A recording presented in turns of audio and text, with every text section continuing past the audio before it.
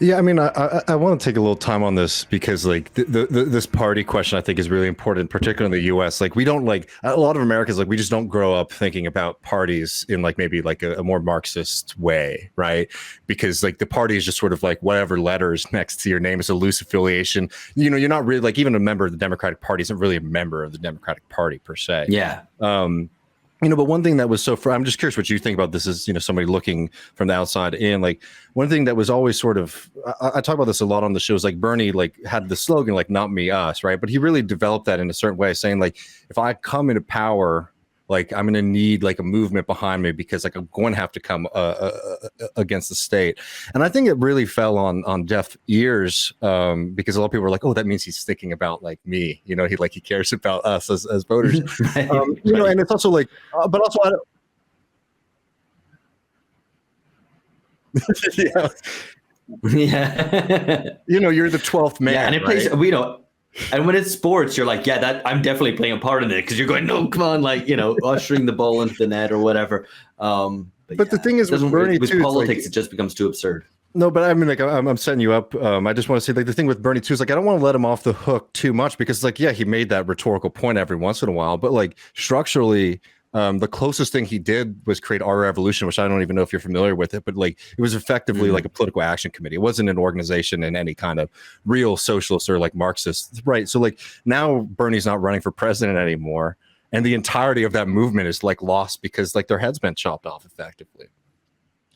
Yeah, I mean, I think the most damning thing about the whole left populist experience in the US was that it didn't lead to anything organizationally. And perhaps it's naive to have expected Bernie to have gone, you know what, screw it, I'm running as an independent, when he didn't get the nomination, whether that was in 2016 or in 2020. I suspect by 2020 it was already too late. But, yeah, I'm sure you guys will know better than I will. But regardless at what point it would have been, or even if he had just accepted the fact that the nomination had been lost, but to at least spin off not just the goodwill, but the kind of support and grassroots organization and all the rest into its own party, that would have been a far better platform to then fight future, elections and build a real politics, not just a vehicle for elections, but build a kind of real political party out of that basis. And so maybe it's naive to expect that Bernie would have done it, but it's still the most disappointing aspect because that's really where you can tell that the whole thing goes up in flames really, really quickly. And it's like a little piece of paper that you were holding on to, which, maybe it's like a magic ticket, right? A golden ticket that you're holding on and like, this is going to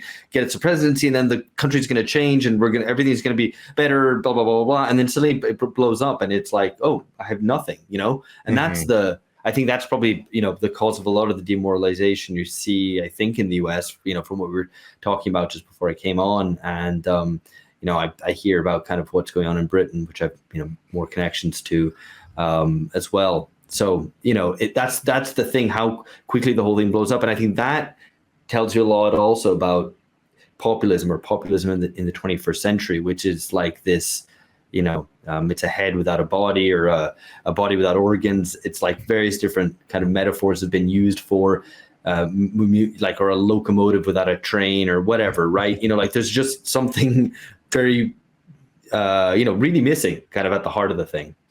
Well, I mean, like, I'm curious, if you could help us like flesh this out a little bit, because one of the things that is sort of interesting me about like left populism, if you want to call it that, and like that's another thing too, it's like it's very like diffuse, it's like a theory, right? Like there's like Moof and Leclaw wrote their big book on it, but like other than like Podemos, I don't know how much people like Bernie's not reading Hegemony and Social Strategy or anything like that, I don't think.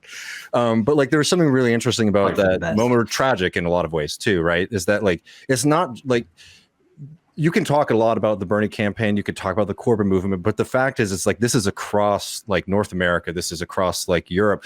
Like there was all these explosions of like this kind of new entry into politics, and all of them sort of, lose. I mean, Syriza being the one I think that sort of felt like, oh, something's shifting. And then, of course, as everyone knows, they bow down to the European Union and implement like harsh austerity and have not been able to recover since then. I mean, like, like without even, I mean, you can use any kind of examples that you want, but like, what was it, do you think, about this political movement? Was it just that like, party politics and like socialist politics had been so decrepit during the neoliberal era that like these were just some attempts to try to like shake, you know, some change into the systems?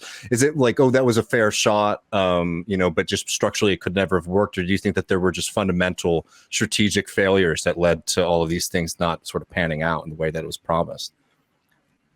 Yeah, I mean, it's, you know, when you're close to it, you tend to emphasize the contingent.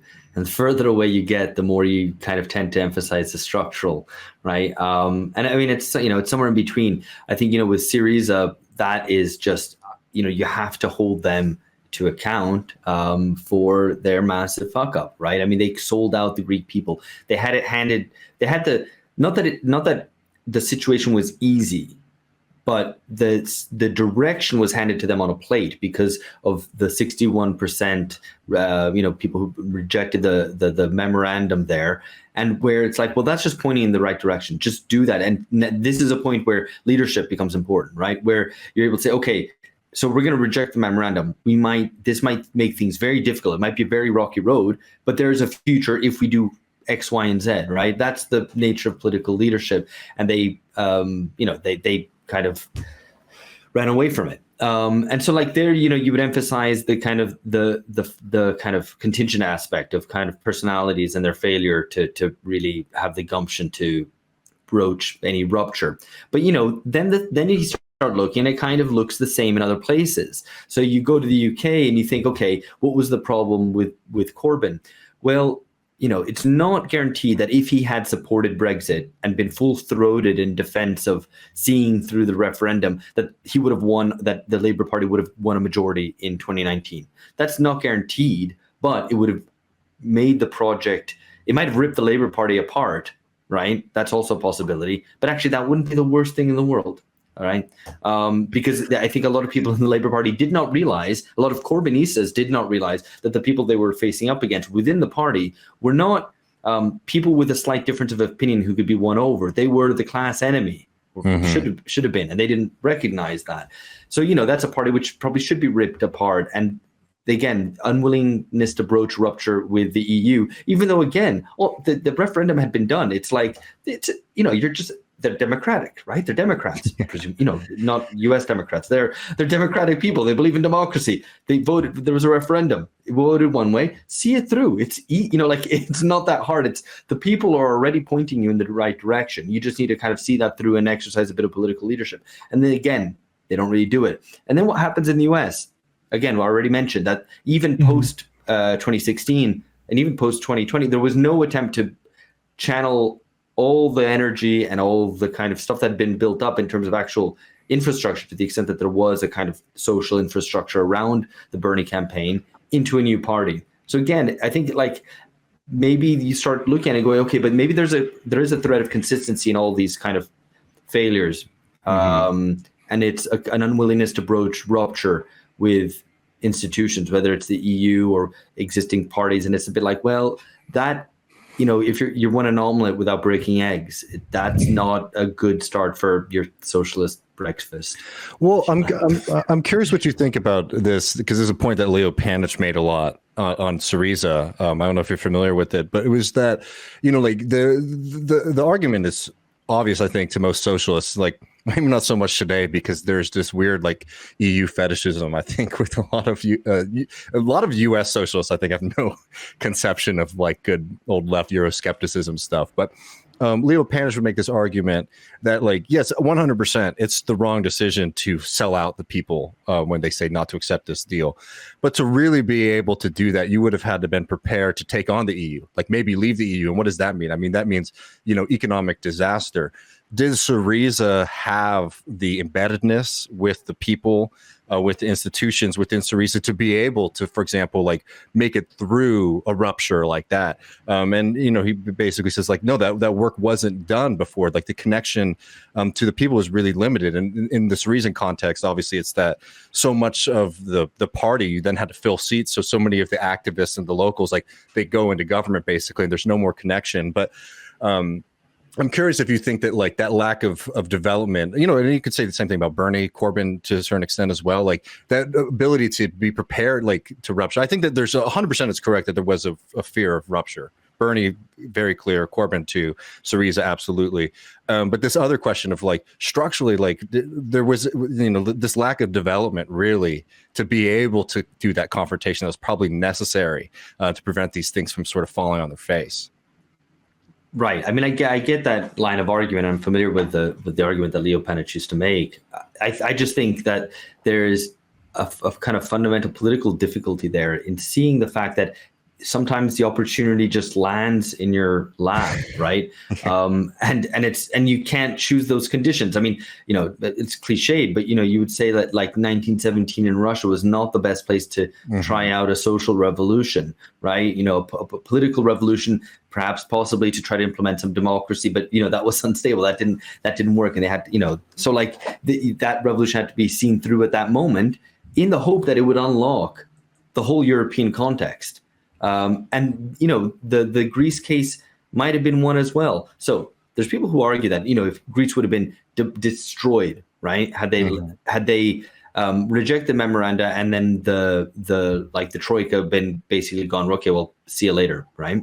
I'm not sure that would have been the case. I think they would have conceded on a lot of the demands, and there would have been another battle fought later on. But in any case, like taking that 2015 moment and assuming that Greece would have left the European Union and certainly the euro, but most likely both, the economic, have you seen what has happened to Greece over the past decade? I mean, that is economic devastation of a type hardly seen outside of wartime. So it's like they've had their devastation, but without any future, without any horizon of national autonomy, of trying to rebuild something, and without a wider European context, which might be supportive to that.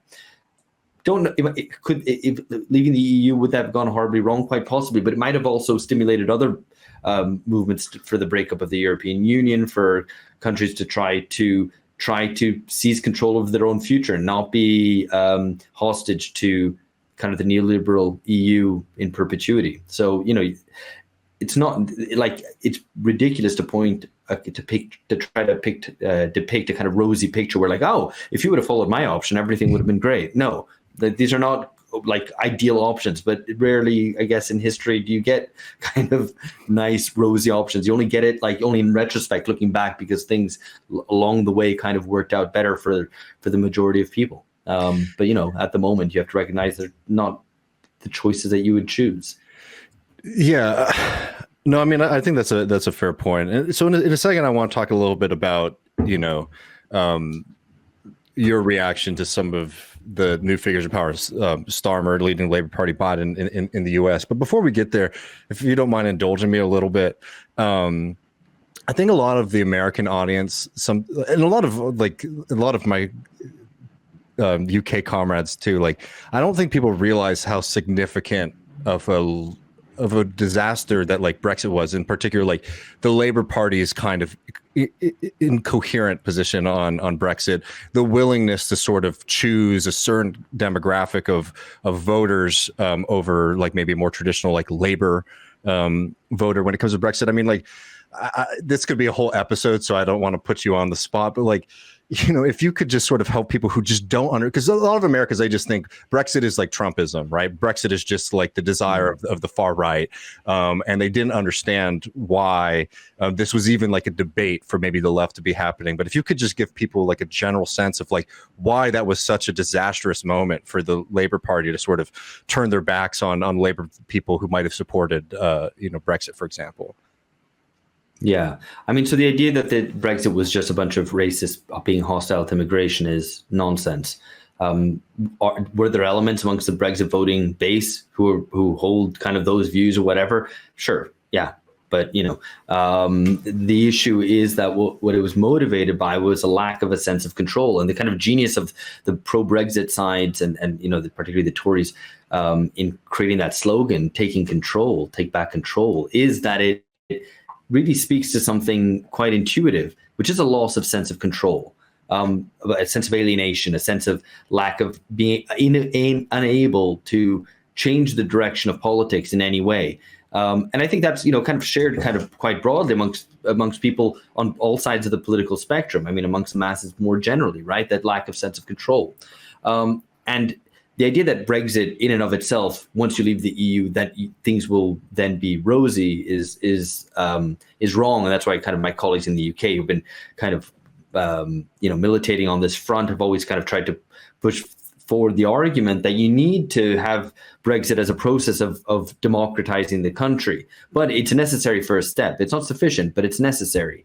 And the issue is that, yes, perhaps not every voter had the kind of clearest idea of what the EU was, though that itself is, I think, emblematic of the fact that it is an incredibly opaque institution. Where the right wing gets it wrong is that they try to portray Brussels and the EU as this huge domineering bureaucracy that puts the nation state in chains. That isn't the case. What it is instead is a union of elites from all different countries to get together and make decisions behind the backs of their own electorates, right? So we find it on the left. We find it abhorrent that, for example, decisions might be made between politicians and CEOs behind closed doors about the way regulatory matters will be resolved, or whatever, or labor disputes, even more so, right? That's abhorrent, right? That's anti-democratic. We're outraged by it. And yet when it happens institutionalized at the European level with a discourse and this whole layering of talks about cosmopolitanism and friendship and openness and diversity and free movement and whatever, then we're like, oh yeah, we all sit back and applaud and go, yeah, that's true. That is pretty good stuff. Yeah. You're being screwed in the same way, but with a little bit of frosting on the top, and it's that doesn't make it any better. And I think the fact that you've already alluded to the fact that there's a long tradition of left Euroscepticism, which a lot of people on the left in Britain try to completely forget, or just kind of go, well, that's old stuff, that's not relevant anymore, because now we care about diversity and therefore we need to be in the EU. I mean, just obfuscatory nonsense, but really complicit with an attempt ultimately to keep us in the end of history, to keep us in a moment of no politics, to try to clamp down on these outbursts of politics, which are not necessarily, again, the way that we would dream things to look, because we imagine it to come through with, kind of waving a red flag and whatever. No, but it doesn't emerge like that. But, if you would have asked me, and I think a lot of other people as well, in 2012 or whatever, kind of late Obama years we were talking about before it came on, what would you want? And you'd say, well, I'd want a return of politics. You want a kind of clash of ideas back as a starting point for then developing a kind of socialist politics. And so, now we have kind of politics back in a certain way. It's ugly and it's messy and it's completely insane. And we can get onto that, to the nature of that insanity. But it's still nevertheless a kind of better place to be in than a situation where everything is consensus, everything is kind of there's the appearance of consensus. There's no kind of possibility for political debate or ideological contestation or different sides, and even taking it an opposing side is seen as completely pathological. We've moved beyond that, and I think that's one of the few tiny little bits of progress or things to be optimistic about. Well, here's the kind of challenge I'll lay at you right now, Alex, because I definitely think politics have changed fundamentally, but there's this kind of, I think in the US in particular, we have this Bernie moment, we have Trump. There's some kind of grand irony that the person who ends up taking power at the end of that is Joe Biden, who's literally just a sleepwalk from the 1970s. When he comes into office, there are all these grand claims, that politics have changed, and Biden is going to usher in the argument here. I don't know if you saw too much, but Biden is going to be this reluctant FDR. He might not like it, but times have changed too much. He's going to have to push for these grand sweeping programs. And, just looking at the past few months, I mean, they cut Medicare dramatically. They have work requirements on social programs, student loans. They completely capitulated on that. They're going to push forward more pipelines and things of that nature. That there's a part of me that does feel like politics have shifted pretty dramatically, but there's also this very incredible kind of entrenchment now of that old school, old style of politics. So, do you think that we may be returning? Are we returning maybe back to an end of history, or do you think that that they're incapable of returning to that, even though they might try to clamor and push things backwards? Yeah, I mean, that's a really good question. And, I don't think it's exactly return to the end of history, because the specific conjuncture there is, firstly, a unipolar world, complete American hegemony. So even at kind of on the international scene, things have changed and won't go back. And in that regard, I think that has kind of domestic consequences everywhere. The US might not feel it so much immediately because it's kind of too big and too important, but again, it will eventually. So I mean, there's that, first of all, and also just the ideological repertoire of clamping down on politics, right? The ideological, the kind of and rhetorical repertoire, right? The ways that elites try to kind of dampen things down, right? Try to kind of keep things quiet, make sure you go about your daily business, consuming and whatever, and don't make a fuss, right? Which is kind of the post-politics, as it was called. That repertoire just is not credible anymore. I don't think that's something that they can use, right? But what they can use is kind of the craziness. So I think one of the ways in which politics is clamped down nowadays is paradoxically through the form of an apparent hyper-politicization. So, okay, what does that exactly mean? Well, it means that the kind of culture war sorting of all issues, and where you're a certain type of person, you're like whatever middle class professional woman living in a big city, you are going to have X, Y, and Z views, and they're going to be all neatly lined up, and those are the only views you can express. And the same goes for the other side of the spectrum, right? And it's a way of kind of channeling people's angers and frustrations into things that take the form of debate, of contestation, of politics, but which are basically intractable and just allow for a lot of shouting to happen. It's narcissistic because it just makes you, you feel like you have your say. You go on social media and you rant, and that's the end of that. So, I think that is one of the ways in which politics is being kind of subverted in a way, ironically, through the appearance of more politics. Hey, politics is back. We're debating stuff, right? But even things which seem political, like the question of immigration, right, which is it's a fundamentally political question, ends up taking the form of kind of a culture war with kind of extreme positions on either side, which aren't actually representative of what the average American probably thinks or wants. And none of them are actually realistic policies, right? Neither building a wall nor open borders are realistic policies. But that then everything just polarizes on those grounds. So I'm not making an argument against polarization, right? But it's like there's a kind of phony polarization and a phony radicalism that goes on, which happens only at the level of kind of ideas, and stupid ideas too. It's not even that they're great ideas, but yeah, so that's what's going on. So Biden kind of comes into this scenario, right? And what does he represent? I think to a certain extent, the reluctant FDR point recognizes that neoliberalism couldn't continue as it was. Even today, you could say, yeah, we're still in a kind of neoliberal period, but its features would be unrecognizable to a neoliberal or even an anti-neoliberal in the 1980s, right? Like the vibe is totally different to kind of Ronald Reagan or Margaret Thatcher, right? It's not slashing, cutting back, etc.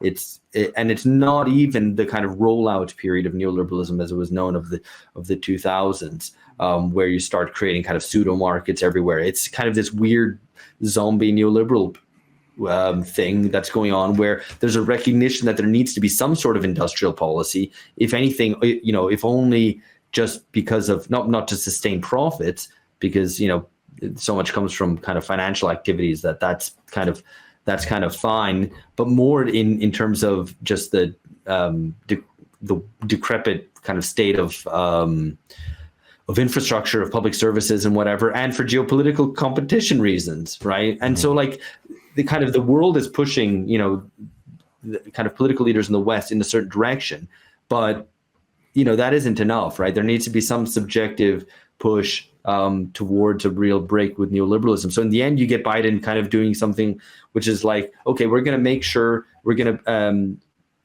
kind of subsidized risk for private companies to spend more, but without the state actually developing any new capacities itself. It's not like there's state-owned enterprises being set up, the state doing anything directly. It's just providing a buffer for private capital. And that, in the end is like maybe breaks with a little bit the kind of most orthodox neoliberalism, but isn't totally different to what, whatever. I know you guys are going to talk about Turkey later. So what Erdogan has been doing in Turkey for the past 20 years, he's been building loads of shit, right? Like Turkey has got new airports, new roads, et cetera, et cetera. And I'm sure you guys will talk about this, but that was also kind of a neoliberal government, but just one which was a little bit more focused on building. But so that's kind of where, you would place a figure like Biden